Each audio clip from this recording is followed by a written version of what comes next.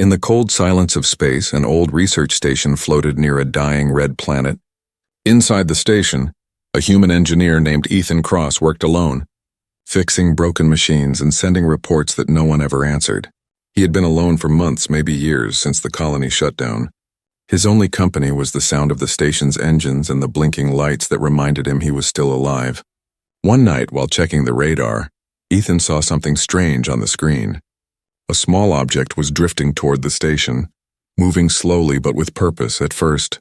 He thought it was just another piece of space junk, but the signal was too clean, too deliberate. Curiosity burned in his mind, and he decided to bring it in. The station's magnetic arm reached out and caught the small capsule. It was old, scratched and covered in alien symbols that shimmered faintly. Ethan carefully opened the outer lock.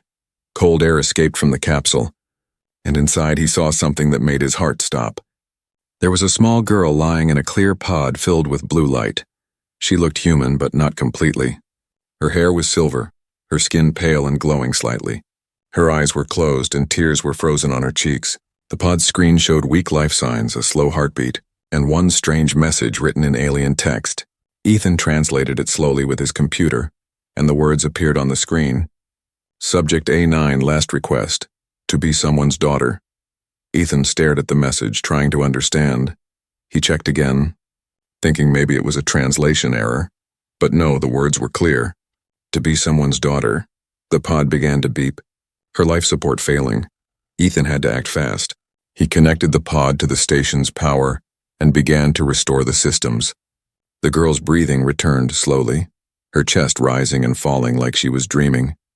When she finally opened her eyes, Ethan felt a strange pull in his chest. Her eyes were a mix of blue and silver, shining like stars. She looked at him and whispered weakly, "Where is my father?" Her voice was soft, shaking. Ethan froze. He didn't know what to say. He wasn't anyone's father, not anymore. Not since the accident years ago when his real daughter had died on a transport ship explosion. But something inside him refused to let this girl die too. Before he could speak, the station alarm started blaring. A red light flashed, indicating an incoming signal. Someone or something was tracking the pod. Ethan checked the computer. A coded transmission was being sent from the capsule to deep space. He quickly cut the power, but it was too late. Whoever sent her here now knew where she was. He looked at the girl again. She was trembling, scared. She whispered, "They will come for me. They don't want me to live like a human." Her voice cracked as she added, "Please don't give me back." Ethan's heart pounded. He didn't know who they were, but he could see fear in her eyes. He opened the station's database, scrolling through alien archives he wasn't supposed to access. There he found it, a secret project, Hybrid Unit A9, a living experiment created to study human emotions. She was never supposed to feel love or have a family. Only to copy it, Ethan clenched his fists. He realized what they had done. They built her to understand humanity, but never gave her the right to live as one. Her creators wanted to erase her, but she had escaped. He felt something heavy in his chest, the same feeling he had when he lost his daughter. He couldn't let it happen again. The station shook suddenly. An energy pulse hit the hull. Ethan ran to the window and saw distant ships approaching. Flashing blue lights, he had no time. He turned back to the pod. The girl tried to stand but was too weak. Her hand reached out to him. "Please," she said again. "I just want to be someone's daughter." Ethan's mind raced. There was only one way to protect her. He quickly opened the digital command panel, searching the legal protocols in the galactic database. There it was. The Emergency Protection Protocol 47B. It allowed a human citizen to temporarily claim ownership or guardianship over a non-human entity for safety reasons. In simple words, it meant he could sign her as his dependent, his child, to stop the authority from taking her. Without thinking, he pressed the confirm button and placed his hand on the biometric scanner. The system beeped and a document appeared on the screen. "Adoption protocol confirmed, human guardian Ethan Cross." He looked at her, breathless, and said, "You're safe now." "I've signed the papers." She blinked slowly, her lips trembling into a small smile.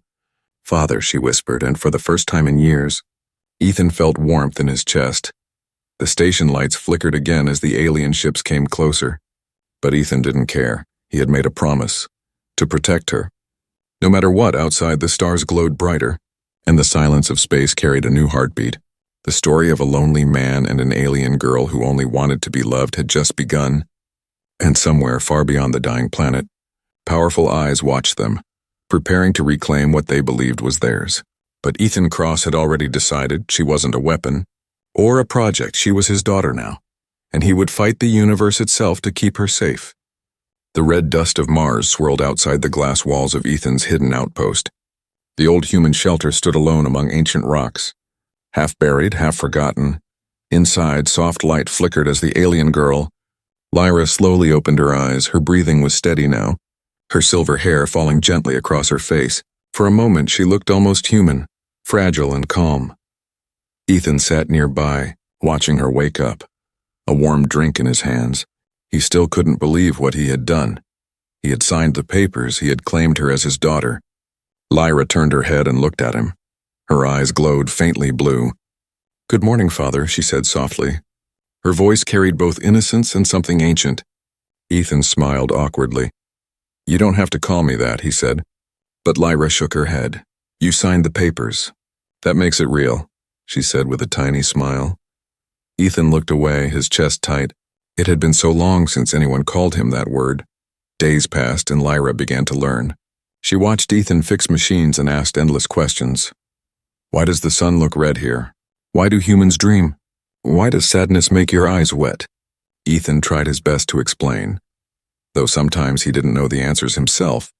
Lyra learned fast. She could read human books, fix small drones, and even make the base lights dance with a wave of her hand.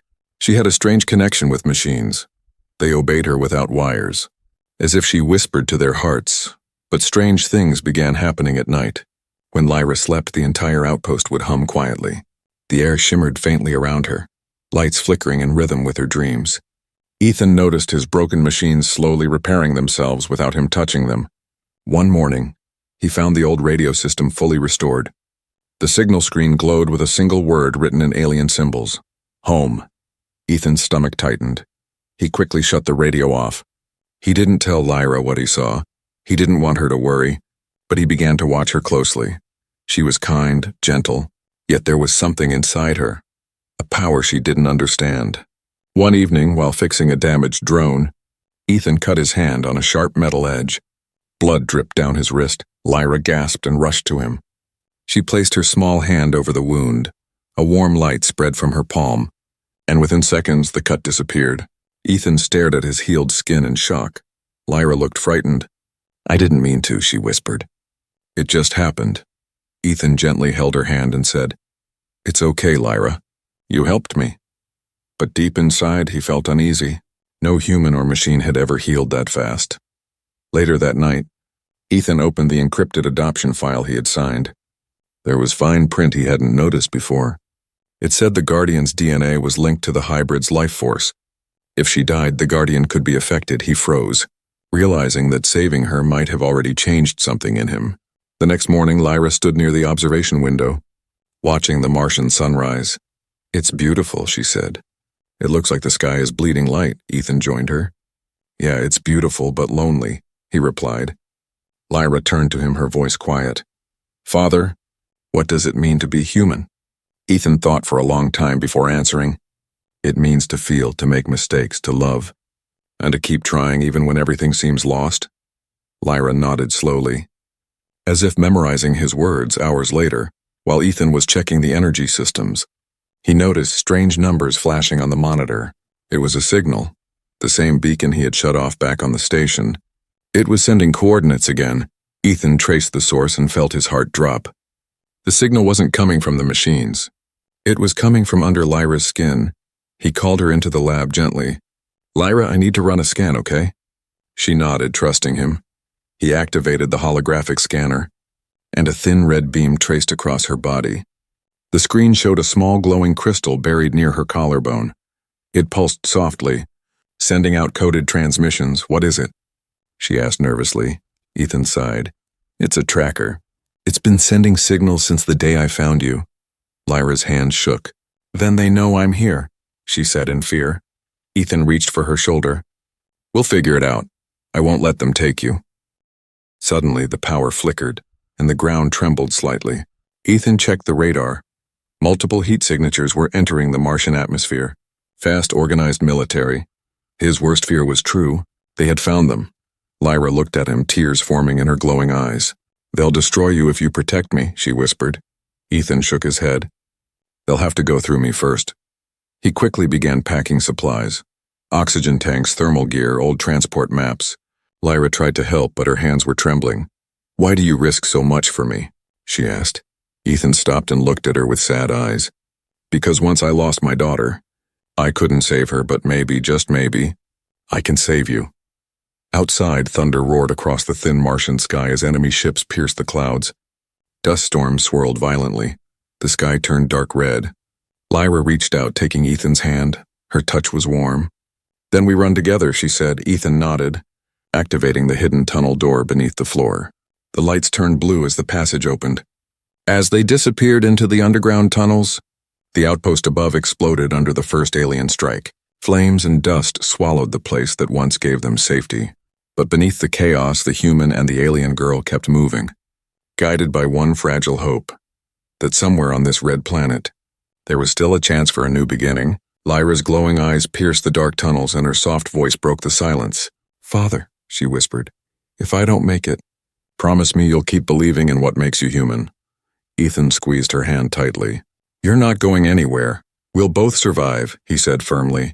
Far above them, in the storming Martian sky, the alien hunters locked onto their signal. The chase for the girl who wanted to be someone's daughter had truly begun. The Martian night was colder than death. The wind howled across the empty plains, carrying red dust and whispers of metal deep beneath the surface. Ethan and Lyra moved through an old mining tunnel. Their flashlights flickered on rusted walls where old human miners had once carved their hopes into stone. Lyra walked silently beside him, her steps light, her eyes glowing faintly to guide their way. Ethan could still hear distant thunder from the explosions above, the sound of their outpost being destroyed. They stopped when the tunnel split into two dark paths. Ethan checked his wrist scanner. "We head east toward the canyon. There's an old cargo base there. Maybe we can find a ship," he said. Lyra nodded, but her face looked pale. "They're getting closer," she whispered. "I can feel them. Their minds searching for me." Ethan frowned. "How?" Lyra placed a hand over her chest.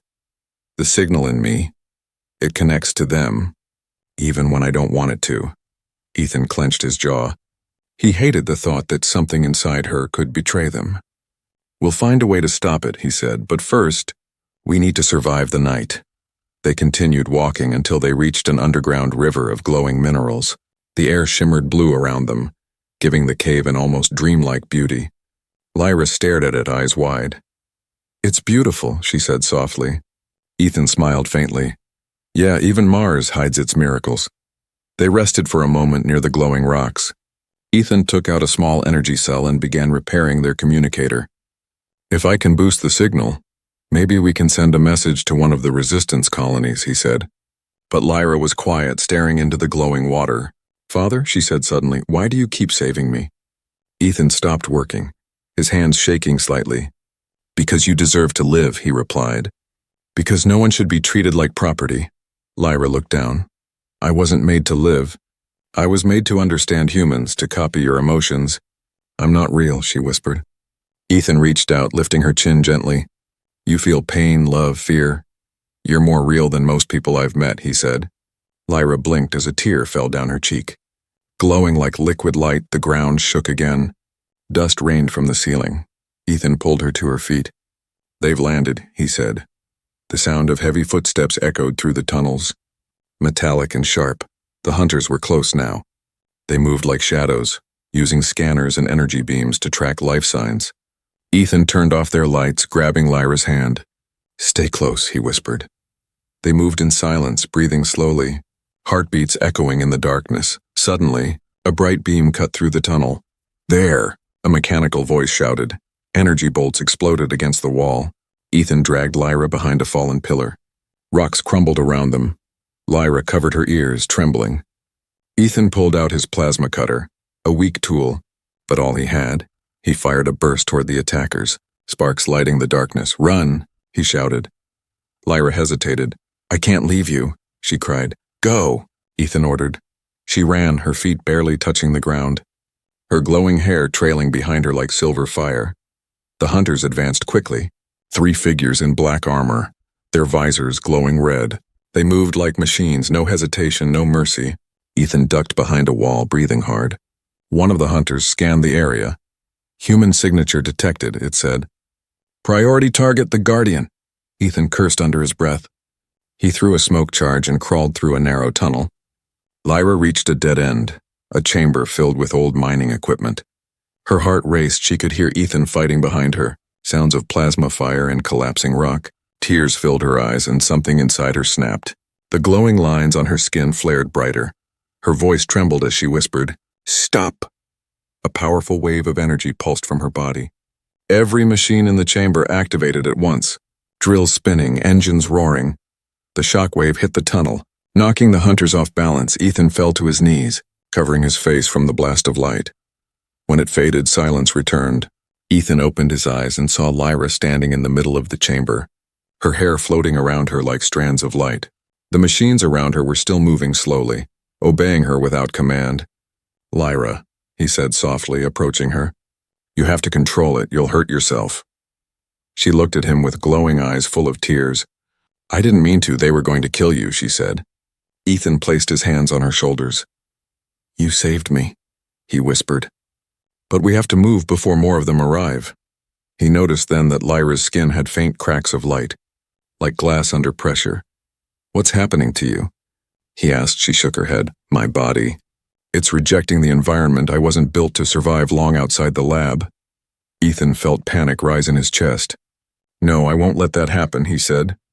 "There must be a way to fix this." They found a small passage leading upward. After hours of climbing, they reached the surface again. The Martian sky was burning red, and 3 alien ships hovered in the distance, scanning the ground with blinding beams. Ethan knew they couldn't stay in open view. He pointed toward a range of dark cliffs. "There's an old relay tower there. If we can reach it, I can hack their network, maybe find a cure for you." Lyra nodded weakly. The two began walking again, step by step. Through the dust and silence, every few minutes she stumbled, and Ethan caught her, refusing to let her fall. "We're almost there," he said, though he didn't know if it was true. Behind them, one of the alien ships lowered, releasing a squad of drones. They moved like predators, scanning, hunting. Ethan gritted his teeth. "They won't stop," he muttered. Lyra looked up at the sky and whispered, "Then neither will we." As they reached the base of the cliff, Ethan looked back one last time. The horizon burned with the glow of engines. The war for one alien girl's freedom had already begun, and though he didn't know how it would end, he made a silent promise to himself. He would protect her, no matter the cost. In that moment, as the first dawn light touched Mars, the hunted and the human kept walking, unaware that the next decision Ethan made would change not only Lyra's fate, but the destiny of 2 entire worlds. The old relay tower stood at the edge of a canyon, half buried in dust and forgotten by time. Its metal frame groaned softly in the cold wind. Ethan and Lyra reached it after hours of walking through the red wasteland. Both were exhausted. Lyra's steps were unsteady, her glowing veins flickering like fading stars. Ethan helped her sit against a metal beam. "Rest here," he said quietly. She nodded weakly, her silver hair glimmering under the thin sunlight.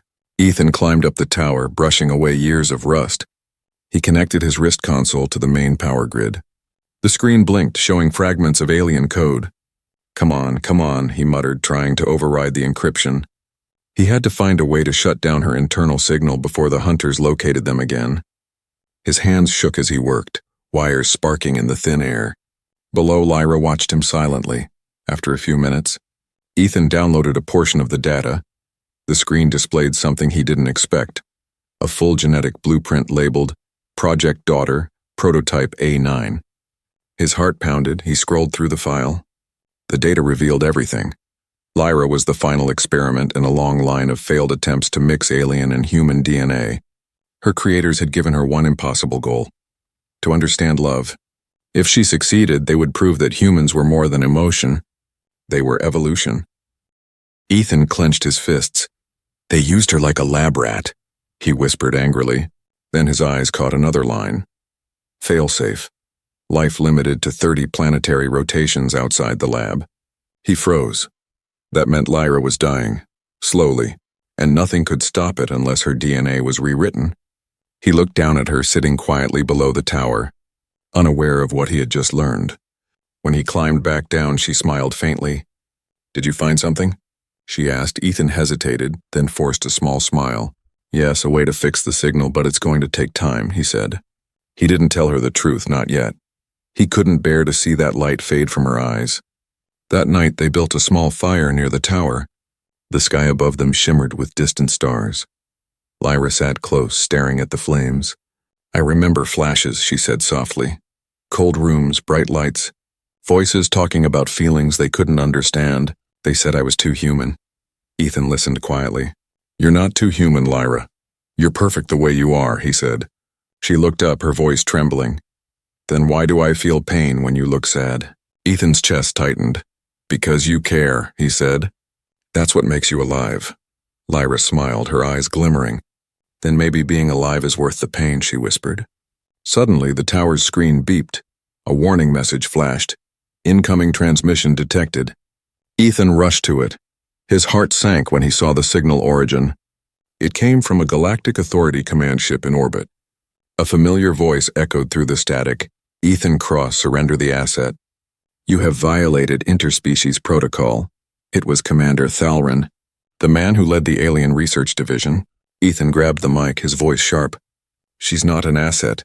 She's a living being." Thalrin's calm tone replied. "She is property of the Authority, a machine made to mimic emotion. Do not confuse imitation with life." Ethan's blood boiled. "You made her feel love, and now you want to destroy her for it," he shouted. Thalrin's voice turned cold. "Love is a virus. It spreads, corrupts logic, and destroys order. Give her up, Ethan, or we'll take her by force."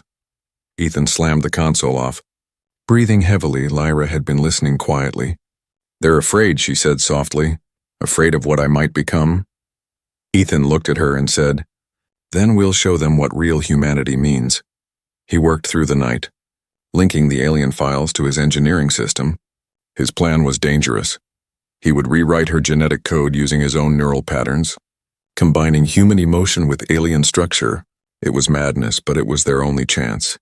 As the process began, Lyra lay inside a stasis pod connected to the tower's core. "Will it hurt?" she asked quietly. Ethan smiled gently. "Just a little. But you'll wake up stronger." She reached for his hand. "If I wake up, will I still be me?" Ethan held her hand tightly. "You'll be more than you ever were." The machine roared to life, light flooding the chamber. Ethan's console displayed warnings. Biological override in progress. His memories flashed across the neural link. His daughter laughing. His wife smiling. The explosion that took them away.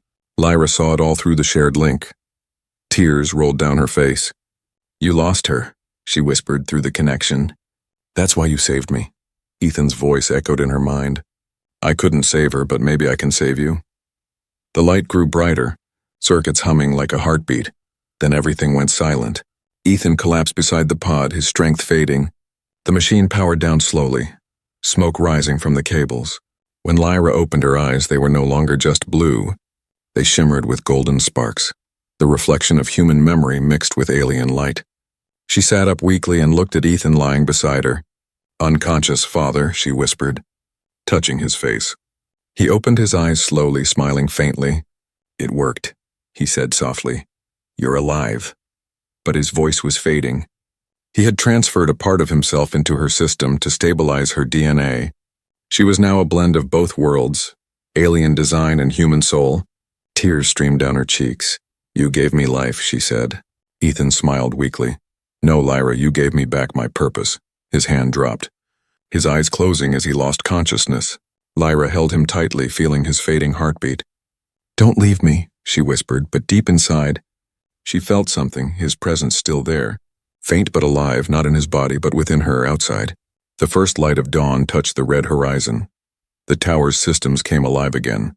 Scanning the sky far above, the galactic fleet began to descend, unaware that the girl they created was no longer just an experiment. She was something new, part human, part alien, and all heart. And she was ready to fight for the man who had called her daughter. The sky above Mars burned with streaks of silver fire as the Galactic Authority ships descended. Lyra stood at the edge of the canyon, her silver hair glowing softly in the thin morning light. Behind her, Ethan lay inside the relay tower. Still unconscious, his heartbeat slow but steady. She could feel him inside her mind. His thoughts faint, his voice distant, a whisper in her memory. He was alive, but part of him now existed within her. Their connection bound by the code he had written and the love he had given. She looked up at the massive ships breaking through the clouds. They were not coming to talk, they were coming to erase her. "They're afraid of what I've become," she whispered. Her hands trembled, glowing faintly with the golden light that pulsed beneath her skin. She could feel the power Ethan gave her, strange, human, alive. It scared her, but it also made her feel stronger than ever before. The first wave of drones landed near the canyon ridge, their metallic bodies glinting under the red sun. They began scanning the area, searching for energy signatures. Lyra crouched low behind a rock and closed her eyes. She tried to quiet her mind, to listen. Somewhere deep inside, she could still hear Ethan's voice. "Stay calm, Lyra. They want you to panic. You're not their weapon. You're my daughter." Her lips trembled as she whispered, "I'll make you proud, Father." Using the link in her mind, she connected to the drones. Their signals felt like cold static touching her thoughts. She focused, sending a single command: sleep. The drones froze one by one, collapsing in the sand. She opened her eyes in disbelief. She had done it. Her pulse quickened as a rush of energy flooded her veins. For the first time, she wasn't running. She was fighting back, but then a voice echoed through the air, amplified by a hovering ship. "Subject A9, surrender." "You are surrounded," it was Commander Thalrin, the same alien who had spoken to Ethan through the tower. His tone was calm but sharp. "You cannot hide what you are. You are an echo, a failed project. Return to us and we will end your suffering." Lyra stepped out from behind the rock, the wind swirling around her. "I'm not your project," she shouted. "I'm alive." Her voice echoed through the canyon. For a moment, the soldiers hesitated. Her presence was almost divine, glowing with a light that wasn't of this world. Thalrin's voice sharpened. "You are an error, and errors must be erased." The soldiers opened fire, blue plasma bolts cutting through the air. Lyra raised her hand instinctively. The bolts curved midair, dissolving into harmless light before touching her. The energy flowed into her body like waves returning to the ocean. She gasped at the power, her eyes burning gold inside the tower. Ethan stirred weakly, hearing the sounds of battle outside. His voice whispered through the neural link, "Lyra, don't lose yourself. Remember who you are." Lyra smiled faintly. "I remember, Father. I'm fighting for both of us." She focused her power again, sending a pulse through the ground. The Martian soil cracked, rocks lifting into the air as invisible energy swept across the canyon. The soldiers were thrown back, their armor short-circuiting. In the chaos, Lyra walked forward, calm and steady. Her footsteps left glowing prints on the red dust. Then the voice of Thalrin spoke again, but this time softer. "Lyra, listen to me," he said. "You were not made for destruction, you were made for peace. Your creator built you as the bridge between our worlds. But humanity refused, they turned their backs. Your guardian's signature on the adoption file reactivated the ancient treaty. That is why we need you. Without you, both species will fall into war." Lyra froze, trying to understand. "You're lying," she said. But deep down she wasn't sure, Thalrin continued. "Ethan Cross has become part of you now. The first successful merge between human and alien consciousness, together. You represent what both sides fear, unity." His words echoed inside her mind. She could still feel Ethan's faint voice. "Don't trust him," he whispered. But Thalrin's next words cut deep. "You think he saved you? But his signature made you property of the Galactic Treaty. You belong to both worlds now, Lyra. The question is, which one will you destroy to survive?" Her breath caught. Confusion clouded her thoughts. The truth twisted around her like smoke. She looked up at the sky, where dozens of ships hovered waiting. "If what you say is true," she said softly, "then I'll make my own choice." She raised both hands, and the air began to hum. A brilliant light burst from her body. Spreading across the canyon, machines stopped, weapons dropped, and the soldiers fell to their knees as their systems rebooted. The energy wave climbed higher into the sky, touching the fleet above. For a moment, the whole horizon glowed gold. In that silence, Lyra spoke. her voice echoing through every open channel. I am not a weapon, not a treaty, not a mistake. I am the daughter of two worlds, and I choose peace. But the strain was too much. The light around her began to fade. Her body trembled as the power drained away. Ethan's voice grew louder in her mind. Stop, Lyra. You're burning yourself out. She fell to her knees. Gasping for air, her vision blurred as the light dimmed. Then a shadow fell over her. Thalrin himself descended from the command ship, tall and calm. His eyes studied her with both pity and fascination. You've done what no one else could, he said. You've proven that love can rewrite biology. He extended a hand. Come with me and I'll help you save him. Lyra's eyes widened. Save him? Thalrin nodded. The human's neural pattern is decaying. He will vanish completely unless we stabilize the link. Only I can do that. She looked toward the tower, sensing Ethan's weakening presence. Her heart raced. She didn't trust Thalrin. But if there was even a small chance to save Ethan, she couldn't turn away. Slowly, she took his hand as the ship lifted off. The canyon fell silent. Below, the Martian dust covered the traces of their battle. The stars above shimmered faintly as the ship disappeared into the void, carrying a girl who was no longer just human or alien, but something entirely new. And deep within her mind, Ethan's fading voice whispered, Whatever happens, Lyra, don't forget who you are. The ship glided through the blackness of space like a silent blade. Lyra stood at the viewing window, watching the red glow of Mars shrink into the distance. Her reflection stared back at her, silver hair drifting in the cold air, eyes that shimmered gold and blue, the mark of both species inside her. She touched the glass softly, whispering, Goodbye, Father, though she could still feel him, faint and flickering like a fading echo in her mind. Commander Thalrin stood behind her, his dark cloak brushing the metallic floor. You made the right choice, he said calmly. You would have died if you stayed there. The human system was unstable. Your body needed containment. Lyra turned slightly, her voice quiet but sharp. You said you'd save him. Thalrin nodded. And I will, but we must reach the Genesis core first. That's where his neural pattern can be stabilized. She didn't know if she could trust him, but she had no choice. Every step she took felt heavier. Her power was changing, evolving. She could sense things she couldn't before. The heartbeat of the ship, the thoughts of the crew, the distant signals from the stars. It was overwhelming. As the ship entered orbit around a massive alien city built on the edge of a glowing nebula, Lyra's breath caught. The city looked alive, like glass and light breathing together. Towers floated weightlessly, connected by bridges of energy. This is Seraphis, Thalrin said, the homeworld of the Authority, the place where you were created. The ship landed on a long silver platform. Guards in black armor stood waiting, but they didn't aim their weapons. They bowed not out of fear but respect. Lyra felt strange. These were the people who once called her a mistake. Yet now they treated her like something sacred. Thalrin guided her into a tall chamber filled with shimmering data streams. At its center was a crystal sphere pulsing with golden light. The Genesis core. This is where your consciousness was first born, Thalrin said. It holds the original code of your existence. If we can merge it with the human's data, both of you can live. Lyra hesitated. Why are you helping me? She asked. Thalrin looked at her with something almost like sadness. Because I once believed emotion was weakness. Then I saw what you did. You changed the course of history with compassion. Maybe it's time we learned from you. As the process began, Lyra stepped into a chamber surrounded by holographic symbols. Streams of light wrapped around her body, scanning her memories. Ethan's voice echoed faintly. Lyra, can you hear me? She smiled, closing her eyes. I can, she whispered. I'm coming to find you.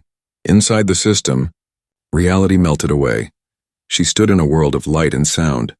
Ethan appeared before her, not as flesh, but as energy, his face calm, his eyes warm. You did it, he said softly. You survived.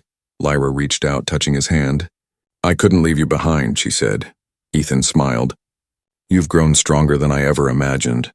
But as they spoke, the digital sky above them darkened.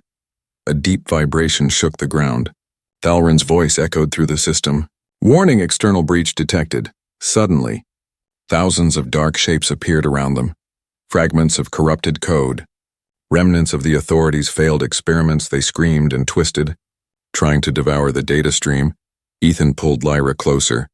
"They're trying to stop the merge," he said. "If they succeed, both of us will be erased." Lyra's eyes glowed bright gold. "Then we fight," she said.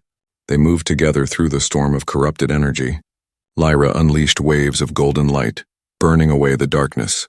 Ethan guided her through the maze of shifting data. "Left, now forward," he said. His voice calm, familiar. The closer they got to the core, the stronger their connection became outside. Thalrin watched from the control room as the energy levels spiked dangerously. One of his officers shouted, "The hybrid is overloading the system."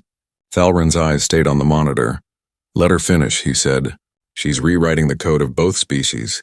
Inside the virtual storm, Lyra reached the central node, a sphere of pure light pulsing like a heart. "This is it," Ethan said. "If we link with it, we can stabilize." Lyra took his hand. Together, she whispered, they stepped into the light. The world exploded in color for a brief moment. Lyra saw everything: Earth's oceans, Mars's deserts, alien cities, human children laughing, soldiers fighting, lovers embracing, billions of lives connected through invisible threads of emotion. She realized what Ethan had always meant. Humanity wasn't just about blood or species, it was about choice, about love. When the light faded, she opened her eyes. She was back in the chamber, the Genesis core glowing softly beside her. Thalrin stood nearby, his expression unreadable. "It worked," he said quietly. "You're stable." Lyra touched her chest, feeling a heartbeat, not mechanical, not alien, but real. Then she turned and saw Ethan, alive, breathing, standing beside her, his hand still trembling from the merge. He looked at her and smiled. "Guess we both came back," he said. Lyra ran to him, hugging him tightly. "You're real," she whispered. "You're really here." Ethan laughed softly. "Partly human, partly code, but yes, I'm here." Their reunion was short-lived. A loud alarm echoed through the city outside. The nebula flashed with light as ships appeared. Human warships, dozens of them. Earth had followed the signal. They had come for her. "They think the aliens captured you," Ethan said. "They don't know the truth." Thalrin looked at them both. "Then it's time they learned," he said. "Go to them. Show them what unity looks like." Lyra hesitated. "What about you?" Thalrin smiled faintly. "My time is ending, but yours is just beginning." Moments later, Lyra and Ethan boarded a small vessel. The ship soared out of the alien city, through the glowing nebula and toward the human fleet. The view outside was breathtaking. Two civilizations facing each other across the stars, both ready for war. Lyra took Ethan's hand, her voice steady. "No more running, no more hiding. It's time they see who we really are." As their ship moved between the two armadas, a beam of light surrounded them, broadcasting Lyra's voice across every frequency. "I am Lyra, born from both worlds. I carry the heart of a human and the spirit of an alien. We don't have to destroy each other to survive. We can choose to become something greater." The stars seemed to pause, the silence stretching through space. In that moment, both sides saw her, not as an enemy, but as a symbol, a bridge, a daughter of two worlds, and deep inside her, Ethan's voice whispered proudly, "You've already changed everything." The stars shimmered around her ship like millions of watching eyes. The void between the human and alien fleets was silent, filled only with tension and fear. Lyra stood at the center of that silence, her voice still echoing across the frequencies of two civilizations. Her message of peace had been sent, but peace was never that simple. Inside the ship, Ethan placed a hand on her shoulder. "You did what no one else could," he said softly. "Now we just have to make them listen." Lyra turned toward him, her golden blue eyes glowing with quiet determination. "They'll listen, Father," she whispered. "They have to." Outside, the first movement came from the human fleet, massive steel warships turning their cannons toward her vessel. The alien cruisers responded instantly, powering their plasma defenses. In moments, the sky lit up with the threat of war. A single mistake, one wrong word, could ignite the stars. Then a transmission cut through the static. "This is Admiral Reeves of the Earth Defense Command," the human voice said, strong but cautious. "Identify yourself." Lyra took a deep breath. Activating the visual feed, her face appeared on every human and alien screen. "I am Lyra A9, she said calmly. "Created by both of your worlds, abandoned by both. But today, I stand not as a weapon or an experiment, But as a daughter of two civilizations, the silence that followed was heavy. On the human side, whispers spread. Scientists recognized her. Soldiers whispered her name. The aliens watched in silence, uncertain whether to see her as miracle or threat. Admiral Reeves spoke again. "You claim to be part human. Prove it," Lyra smiled faintly. "Humans feel fear," she said. "And I do too. Right now I'm terrified. But I'm still standing here because love is stronger than fear." Ethan Cross, the man beside me, gave me his humanity so that I could live. He risked everything, not for science, not for power, but for something you've all forgotten: compassion. Her words rippled through the channels like light across water. On the alien command ship, Commander Thalrin listened quietly, his expression unreadable. One of his officers asked, "Do we attack, sir?" Thalrin shook his head. "No," he said softly. "Let her finish," Lyra continued. "You both created me to study what makes humans different. You wanted to understand love, emotion, empathy, but when I found those things, you called me a failure. You couldn't see that those feelings were the answer. You wanted power, not peace." Ethan stepped beside her, his voice steady though his body was weak. "She's right. I saw what both sides did. Humans trying to control what they feared. Aliens trying to erase what they didn't understand. But love isn't a code you can program, it's a choice you make." Every single day, Admiral Reeves frowned. "Why should we believe you?" Ethan smiled faintly. "Because the alternative is extinction." At that same moment, an explosion shook the human flagship. A rogue captain had fired without command. The plasma bolt streaked across space, heading straight toward Lyra's ship. Ethan pulled her back, alarms screamed. The blast hit the side of the vessel, tearing through the hull. Metal screamed and lights flickered out. Lyra coughed, sparks raining down around her. "They'll destroy each other," she whispered. Ethan pulled himself up, his voice weak but firm. "Then stop them, Lyra. Show them who you are." Lyra stumbled toward the control console, her hands trembling. Her vision blurred as she looked out the shattered viewport. The fleets had begun to move. Chaos unfolding, she pressed her hand against the glass, closing her eyes. "Enough," she whispered. A surge of golden energy burst from her body. Spreading like a wave across the battlefield, every ship froze, systems shutting down, lights flickering to black for a few seconds. There was nothing but silence. Then Lyra's voice filled every ship, not through speakers but directly in their minds. "You fight because you fear what you don't understand. But I have lived as both of you. I've seen the beauty and the cruelty of each. And I've learned one truth: you are not enemies. You are reflections, you both seek belonging. And that is why I exist." Images flashed through their minds. Earth's green forests, the glowing cities of Seraphis, children of both species playing side by side, laughter echoing through time. Lyra's light reached them all, showing what could be instead of what was. When the light faded, both fleets floated silently in space, their weapons powered down, their leaders speechless. For the first time in history, the stars felt peaceful. Inside her ship, Lyra fell to her knees, the energy draining from her body. Ethan caught her before she hit the ground. "You did it," he whispered. She looked up at him weakly. "Did they stop?" Ethan smiled softly. "Yes, you stopped them." Her eyes began to dim, the golden glow fading. "I can feel it," she said softly. "My time is ending." Ethan shook his head. "No, you're going to make it," she smiled, placing a hand on his cheek. "You gave me life, Father. You showed me what it means to love. That's more than I ever hoped for." Tears filled Ethan's eyes as he held her close. "You were never just an experiment," he said. "You were my daughter." As her heartbeat slowed, Lyra's last words were a whisper carried through the ship. "Promise me you'll keep believing?" "Promise me you'll keep loving?" Ethan nodded, his voice breaking. "I promise." A soft golden light surrounded her as her body dissolved into shimmering particles, drifting through the ship like dust illuminated by dawn. The light spread outward across space, touching both fleets once more and then disappeared. Moments later, a message appeared on every ship's display, written in both human and alien language. Simple and pure: "Love is the only treaty worth signing." Years passed, and the story of the alien girl who wanted to be someone's daughter became legend. On Earth and Seraphis, children learned her name as the symbol of unity. A new alliance was formed, the Lyra Accord, built on cooperation. empathy and hope, and on a small research station orbiting the blue planet, an older Ethan Cross looked out the window. The stars twinkled like the day he found her. He smiled faintly, whispering into the quiet. You got your wish, Lyra. You became someone's daughter, and you became everyone's hope. Outside the window, a faint golden shimmer drifted by as if the universe itself smiled back.